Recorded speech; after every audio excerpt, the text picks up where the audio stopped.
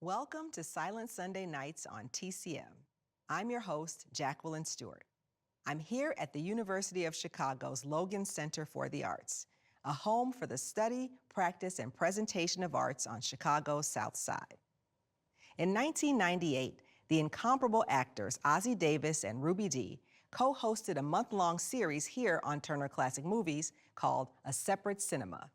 It was a powerful salute to the Black independent film industry of the early 1900s.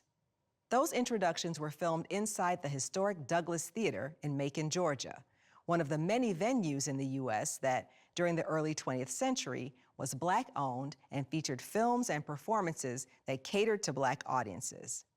Night one of that TCM salute included the world television premiere of the restoration of a 1920 film written, produced, and directed by Oscar Micheaux.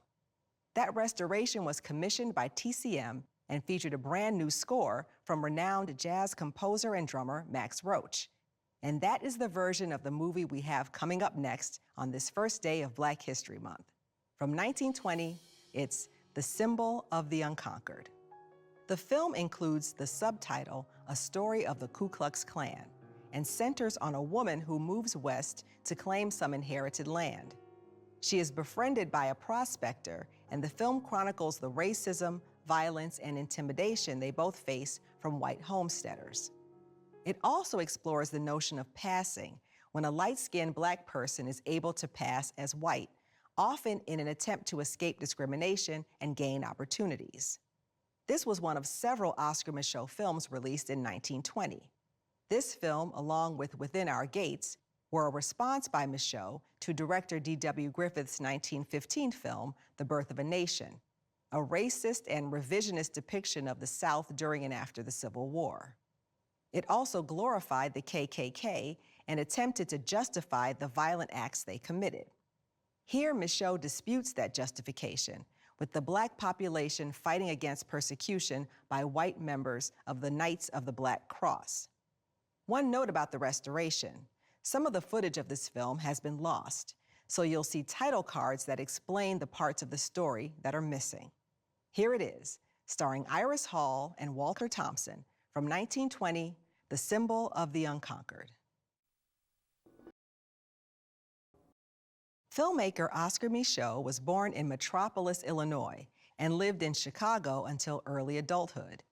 Eventually, he saved enough money and moved west, buying a farm in South Dakota. When he first arrived there, he stayed with a white Scottish widower and fell in love with the man's daughter. The relationship wasn't pursued due to their racial differences, but it had a lasting effect on Micheaux. It's clear that episode in his life influenced the story in The Symbol of the Unconquered, as well as several books and films he wrote.